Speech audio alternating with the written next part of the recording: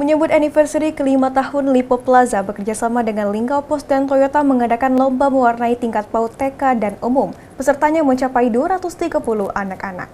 Harian Pagi Lingkau Pos bekerjasama dengan Lipo Plaza mengadakan lomba mewarnai tingkat TK, PAUD, RA, dan umum. Lomba diadakan menyambut HUT Lipo Plaza ke-5 tahun dan sekaligus memperingati Hari Pahlawan.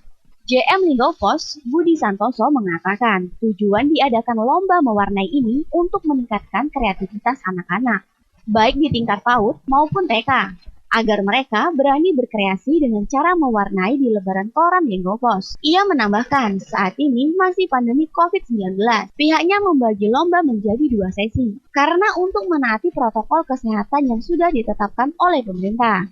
Dan untuk hari ini, sekitar 115 peserta. Dan besok di sesi kedua juga 115 peserta. Dengan jumlah keseluruhan peserta sebanyak 230 peserta, baik dari tingkat PAUD, TK, dan umum.